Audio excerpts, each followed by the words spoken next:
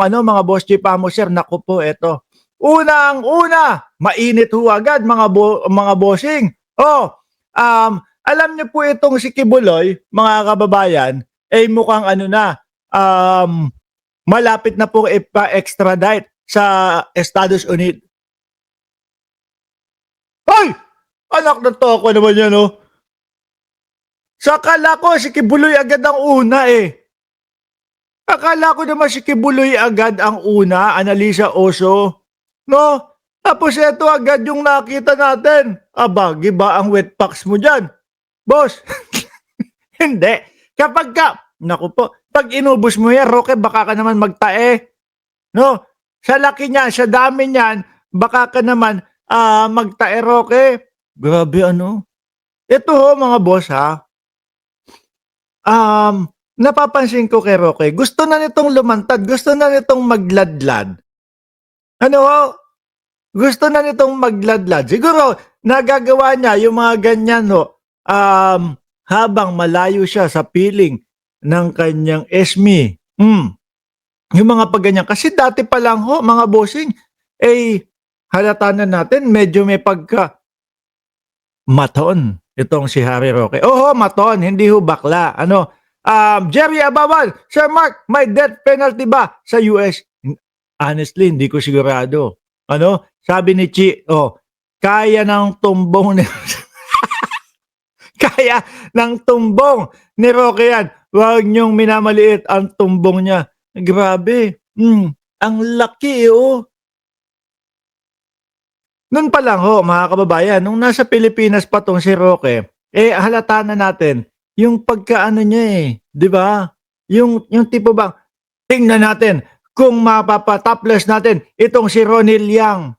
Pero siguro ho, nahihiyang magladlad, nahihiyang maglantad. Pero ngayon ho, na nasa Netherlands, malayo sa piling ng kanyang esmi, siyempre ho, mga kababayan, nakakamiss din ho yan magpalabas. No? Magpalabas ng movie, ha? Magpalabas ng movie kung ano-ano iniisip ninyo. Nandiyan si Sir Miko Boys, dahil sa laki ng hawak ni Harry Roque, napadala ng super sticker si Sir Miko Boys. Biruin mo. Kasya kaya yan? Sa bibig? Wag na ho natin pag-usapan, mga bossing. Ano po? Nako, Roque, alam mo ba ha? Madaming ganyan sa loob ng oblo, sa presinto ng Pilipinas. Napakadaming ganyan. Kaya hindi ka malulungkot sa oblo ng Pilipinas.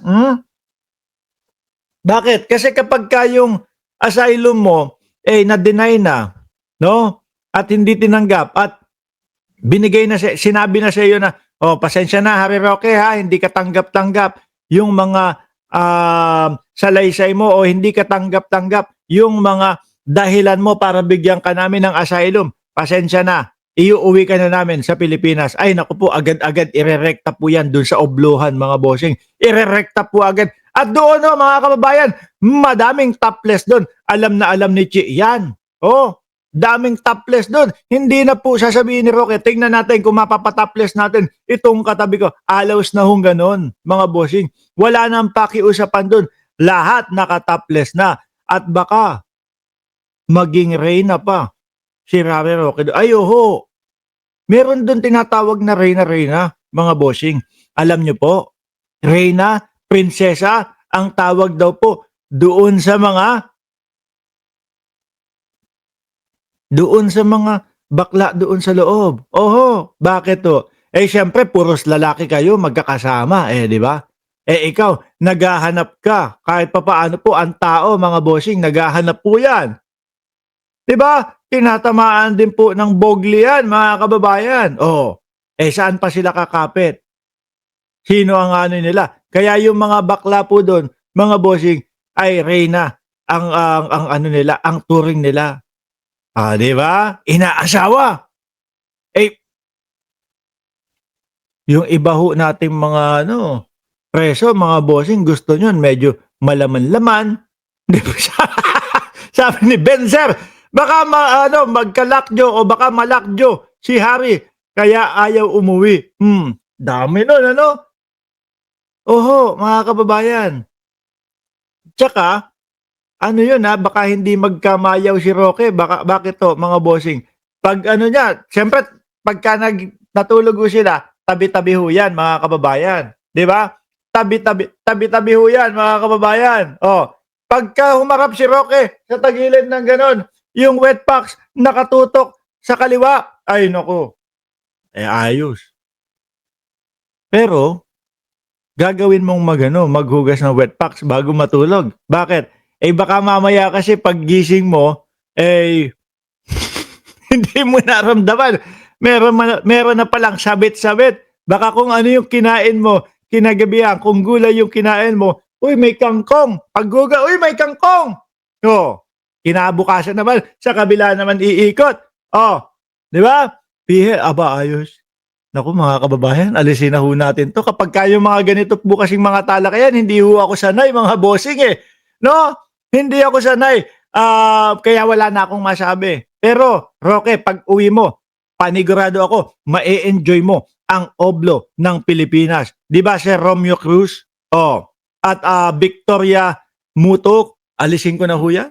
Sagwa mga bossing, sagwa ano, ngayon ho, eto napansin ko lang, nakita ko 'no, kasi ako meron ho akong mga kamag-anak diyan sa bandang Malabon. Malabon, Navotas, magkakadikit ho 'yan, 'no?